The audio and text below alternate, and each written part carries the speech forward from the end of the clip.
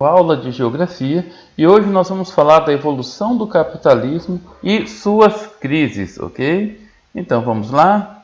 Bom, o objetivo da aula de hoje é entender a evolução e as etapas do processo capitalista no mundo. Entender e refletir sobre as características do capitalismo desde a sua origem. Analisar as crises oriundas do sistema capitalista. Analisar as medidas adotadas para sanar crises capitalistas em escala global. Bom, antes da gente continuar com os objetivos da aula, vamos entender as diferenças entre os modos capitalista e socialista. Um é bem diferente do outro. O modo capitalista se baseia na lei da oferta e da procura e também defende a propriedade privada. Já o modo socialista se baseia na propriedade estatal e o Estado como gestor da produção em todos os níveis econômicos, ou seja, os dois sistemas são bem antagônicos. Vamos entender um pouquinho sobre o contexto histórico relacionado ao capitalismo. Capitalismo é o nome que se dá ao modo de produção desenvolvido a partir do mundo europeu, durante o renascimento comercial e urbano, entre os séculos XIII e XIV na Baixa Idade Média. Durante esse período, pequenos artesãos e comerciantes que viviam em cidades que eram conhecidas como burgos, daí o nome burguesia hoje em dia, buscavam sua sobrevivência na busca por lucro e acúmulo de riquezas. Então nós podemos concluir que capitalismo se firma na busca pelo lucro, na acumulação de riqueza ou na acumulação de riquezas, na apropriação dos meios de produção e toda negociação feita em dinheiro. Então, o capitalismo é a busca incessante por lucro. Vamos entender as principais características do capitalismo. Predomínio de propriedades privadas ou particulares dos meios de produção, trabalho assalariado, economia regida pelas leis de mercado, como a lei da oferta e da procura e a livre iniciativa. É importante a gente analisar aqui que existe uma diferença entre o preço e o valor. O preço que é cobrado pelos produtos tem relação com a procura e não com o gasto que foi feito para construir aquele determinado produto. O lucro como principal meta de produção econômica. E uma sociedade bastante estratificada, dividida em classes sociais em função do seu poder aquisitivo e de bens. É aqui que se firma a burguesia, é que se firma o proletariado ou a classe dos trabalhadores, entre outras classes sociais. Mas essas duas são os principais para a gente poder entender o sistema capitalista. Vamos entender a economia de mercado. A economia de mercado parte do princípio que tudo o que é produzido, pelo menos a maior parte, tem por finalidade a negociação, ou seja, a compra e a venda. Esse é um dos principais princípios do capitalismo. Bom, pessoal, agora nós vamos falar um pouquinho sobre as crises do capitalismo. Foram algumas durante a história, mas pelo menos duas se destacam. Vamos entender o texto. A acumulação de capitais, prevista e desejada no capitalismo, é um processo que envolve dois momentos distintos: a produção e o comércio. Às vezes, esses momentos apresentam-se com problemas ou não são cumpridos totalmente. Bom, para a gente entender um pouquinho, vamos observar os fatores sejam externos, sejam internos, que originam essas crises. Bom, as causas externas ou os fatores externos não possuem relação direta com o sistema capitalista. Tem relação com o fornecimento de matéria-prima, fonte de energia ou a falta de infraestrutura logística, ou seja, a relação não é diretamente ligada ao sistema capitalista. Já as causas internas são provocadas pelas quantidades produzidas de uma mercadoria, a concorrência entre as empresas e a capacidade de consumo de um determinado mercado. As crises que nós vamos estudar a partir de agora têm relação com essas causas internas, ou seja, com a quantidade de produtos, com o giro do mercado, com a estrutura econômica da sociedade. Vamos falar da maior crise da história, a crise de 1929, também conhecida como a Grande Depressão. A elevada produção e os estoques provenientes do sistema fordista marcaram um período de grande pujança econômica dos Estados Unidos. No início do século XX, até a década de 1920, os Estados Unidos estava muito pujante economicamente, produzindo e estocando muito. E mesmo com as consequências da Primeira Guerra Mundial, vamos lembrar que a Primeira Guerra Mundial acabou em 1918, teve o seu fim em 1918. As nações europeias manteram as importações de produtos industrializados. A propósito, eu vou concluir, vou aumentar, também produtos agrícolas, tá? Contudo, após a recuperação, no final da década de 1920, essas importações foram cessadas. Vamos pensar da seguinte forma, pessoal. O que a gente faz quando a gente está em crise ou com graves problemas financeiros? Nós deixamos de adquirir o que nós chamamos de supérfluo. Então, até então, os produtos industrializados e produtos agrícolas dos Estados Unidos, principalmente os industrializados, eram necessários para a economia da Europa. A partir do momento que ela se reestruturou, ela passou a produzir os seus próprios produtos. Com a drástica diminuição das exportações para a Europa, aliados aos enormes estoques e produtos e ao excesso de investimento no mercado financeiro, em detrimento do setor produtivo, criou-se um forte mercado especulativo. Só para a gente entender esse parágrafo, tá? Os Estados Unidos continuou produzindo na mesma quantidade. Diminuiu as exportações para o continente europeu, mesmo assim eles continuaram produzindo muito. Os produtos foram ficando estocados e não tinha mercado consumidor. E mesmo assim o mercado financeiro continuou forte. A compra da Bolsa de Valores, de ações nas bolsas de valores era muito forte. Isso gerou um mercado especulativo. Esse esquema, ele dimensiona bem o contexto da crise. Olha só, os Estados Unidos continuam ampliando a produção, contudo, a Europa recupera sua produção e deixa de comprar dos Estados Unidos. A Quinta-feira Negra, pessoal, no dia 24 de outubro de 1929, uma quinta-feira, ocorre a quebra da Bolsa de Valores de Nova York, dando início à crise. Houve uma correria de investidores que queriam vender suas ações ao perceber a desvalorização de seus investimentos, na tentativa de recuperar o dinheiro investido, abaixando ainda mais o valor das ações. Vamos entender o seguinte: os investidores, comerciantes, industriais ou até mesmo a população civil, haviam pegado muito empréstimo nos bancos para investir em bolsa de valores, para investir em ações. Quando viu que estava quebrando a bolsa, que o sistema estava, porque as pessoas estavam investindo em títulos de ações e não no setor produtivo. Quando viu que isso estava caindo, eles resolveram todo mundo vender ao mesmo tempo, abaixando ainda mais o valor das ações. Esse foi o estupim geral da crise, que assolou os Estados Unidos e se estendeu para o mundo. Vamos lembrar que os Estados Unidos é a maior potência econômica do mundo.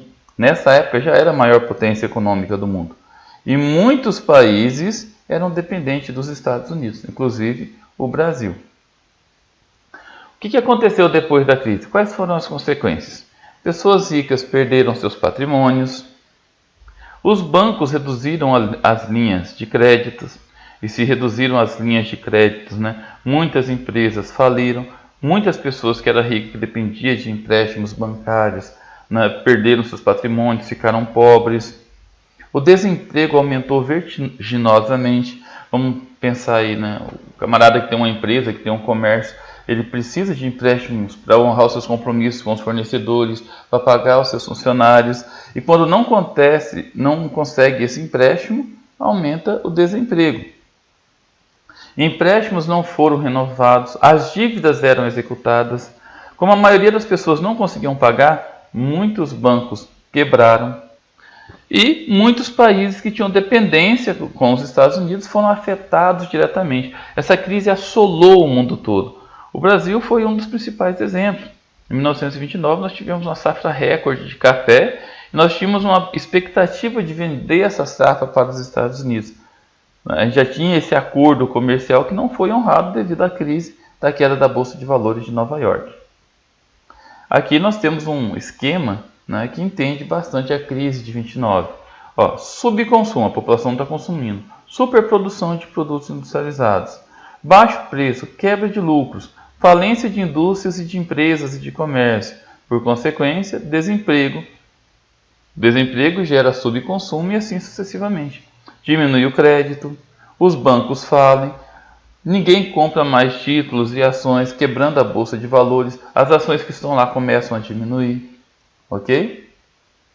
Sem falar nisso, teve também o que nós chamamos de consequências extremas.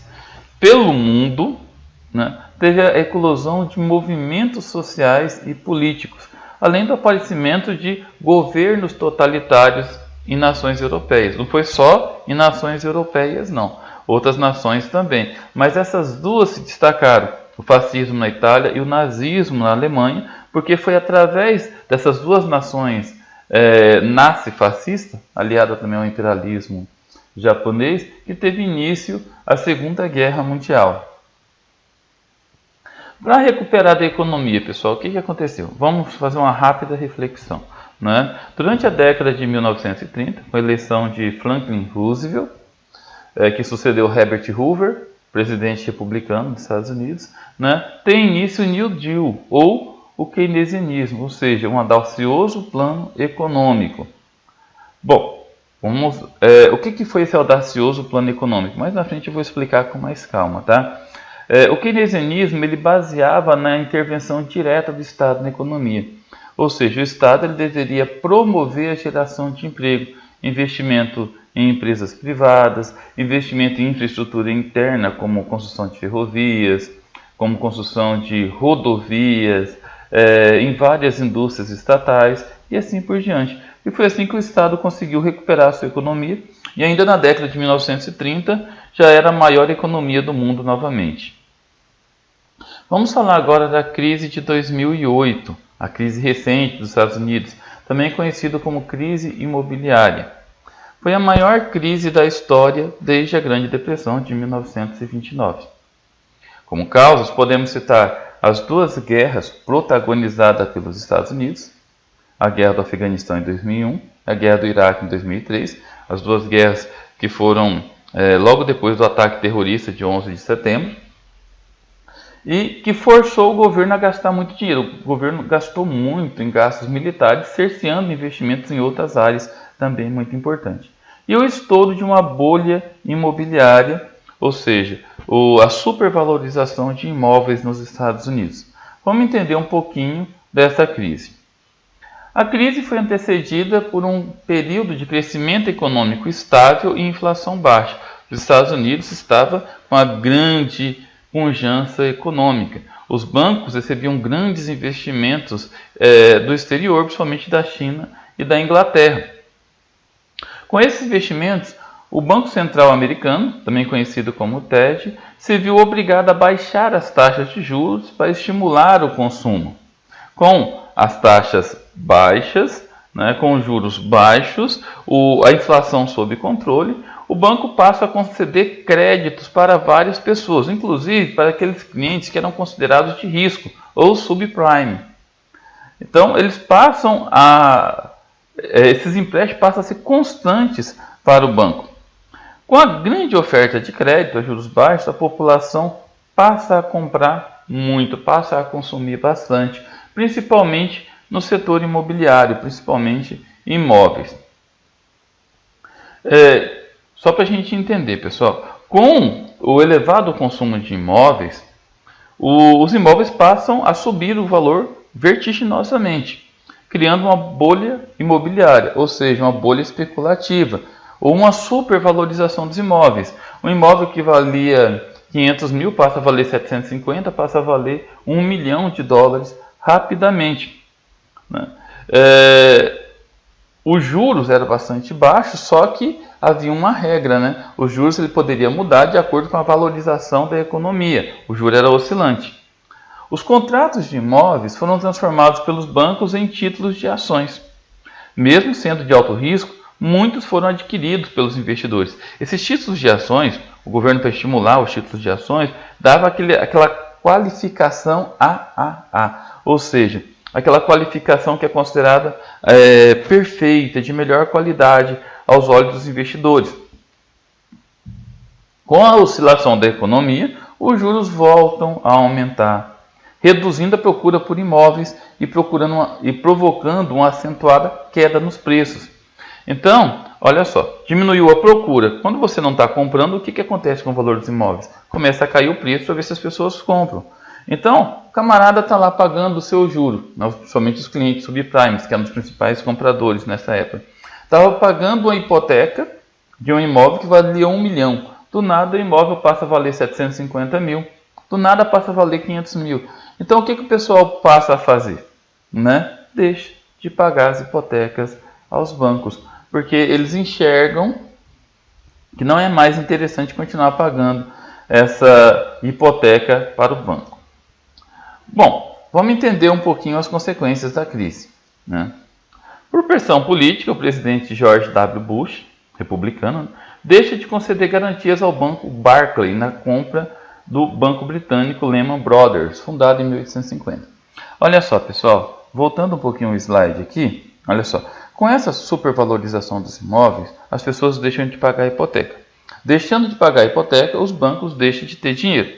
Os bancos deixando de ter dinheiro, ele passa a executar os empréstimos, passa a executar as dívidas, obrigando o povo a pagar. O povo não paga, o banco fica descapitalizado. O banco descapitalizado, sem dinheiro, ele precisa da ajuda do governo. O governo, no primeiro momento, tenta ajudar os bancos e as grandes indústrias. O problema é que era um período muito instável. O governo estava gastando muito dinheiro com a questão armamentista, com a questão das guerras, estava sofrendo uma pressão política muito grande. Uma grande transação comercial, que é o banco Barclays, ele tenta comprar um banco inglês, um banco britânico, Lehman Brothers, e precisava da garantia do governo. O banco Lehman Brothers estava com graves problemas financeiros. O governo resolve não garantir a compra, com medo de não dar certo e também pela instabilidade política.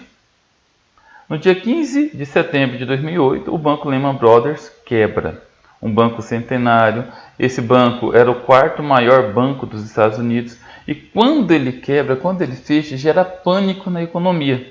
Trava o crédito. Todos os bancos resolvem não liberar mais dinheiro emprestado. E as pessoas passam a não investir nas bolsas de valores. As ações começam a cair muito. E a Bolsa de Valores do mundo todo, que agora nós estamos em pleno século XXI, as bolsas de valores são ligadas. Então a Bolsa de Valores do mundo todo passa a quebrar. Em 2008, o mundo teve um saldo negativo como um todo. Com a crise, seca o crédito empresarial, seca o crédito individual. As empresas não conseguem mais empréstimos para pagar funcionários, fornecedores. Empresas cancelam investimentos e, como consequência, reduzem o quadro de funcionários, aumenta o desemprego atinge a classe trabalhadora, vira um efeito dominó que atinge o mundo todo. O Brasil foi atingido, surgiu uma nova crise no mundo, que foi a crise na União Europeia, que foi uma extensão dessa crise, não é verdade? Vamos entender agora a recuperação pós-crise. Bom, os Estados Unidos é a maior potência econômica do mundo e a crise imobiliária atinge o setor industrial e as commodities. Como eles não conseguem empréstimo para investir no setor industrial, não investir nas commodities, sejam elas agrícolas, sejam minerais, a crise acaba se alastrando para o mundo todo. Então, é necessário novamente o New Deal, o keynesianismo. Então, o novo presidente dos Estados Unidos, eleito em 2008 pelo Partido Democrata, presidente Barack Obama, ele retoma a ideia do New Deal e de uma forte intervenção estatal para conter a crise. Ou seja, uma política de estímulos públicos é aplicada à economia e os Estados Unidos conseguem se recuperar da crise. Bom, é isso aí, pessoal. Vamos agora fazer uma rápida reflexão sobre as teorias de relação entre o Estado e a economia, ou seja, aquelas teorias que direcionam as ideias do capitalismo. A primeira teoria é a teoria do liberalismo econômico, ou a doutrina da mão invisível do Estado, onde a economia é ligada pelo mercado e suas leis. É uma teoria que surgiu em oposição ao mercantilismo e ao absolutismo. Seu principal teórico é o economista e filósofo escocês Adam Smith, na imagem que vocês estão vendo aqui. Ela se baseia em 4 princípios básicos, né? A liberdade econômica, o livre mercado, a lei da oferta e da procura, a participação mínima do Estado na economia, a defesa da propriedade privada e a igualdade de direitos, ou Estado de Direito. Vamos falar um pouquinho sobre o keynesianismo. Foi proposto pelo economista inglês John Maynard Keynes, né, recebeu até o nome dele, propunha uma política econômica de maior participação do Estado. Nessa teoria, o Estado age como promotor do bem-estar social. Ele resgata a ideia do welfare state na Europa, ou seja, aquela ideia de reconstrução do mundo no período pós-guerra que a Europa adotou, criando oportunidades reais de trabalho por meio de obras públicas em infraestrutura, conceder linhas de créditos para investimentos no setor privado, criar políticas protecionistas para defender a estrutura econômica do Estado. E, por fim, o neoliberalismo. O neoliberalismo é uma retomada do liberalismo econômico do século XVIII, que nós acabamos de ver, foi aplicada durante a Revolução Industrial, que é a lei da oferta e da procura. Então, o neoliberalismo é uma teoria político-econômica que prega o Estado mínimo e o mercado máximo, com total liberalização da economia. Estabelece a livre circulação de capitais, dá ênfase à globalização, dá abertura à entrada de transnacionais, estimula a privatização, defende que o Estado deve limitar seus gastos à arrecadação, eliminando o déficit público. Nessa política, cabe ao Estado o controle da inflação, garantir o bem comum e o equilíbrio social, além de combater os excessos da livre concorrência. Então, nessa teoria, nós chamamos de mão invisível do Estado, ou seja, o Estado ele age de maneira a não interferir na economia. A economia pode se autorregular. O Estado ele fica preocupado com o quê? Com a arrecadação de impostos, com a segurança, com a educação, né? Defende a privatização de empresas. Os principais representantes dessas ideias, que ganhou muita força durante a década de 1980, né? O presidente dos Estados Unidos na época, Ronald Reagan, esse camarada aqui, a rainha da Inglaterra, principal representante de todo o Reino Unido, a rainha do Reino Unido, Margaret Thatcher, dama de ferro, né? E o representante da Alemanha, Helmut Kohl.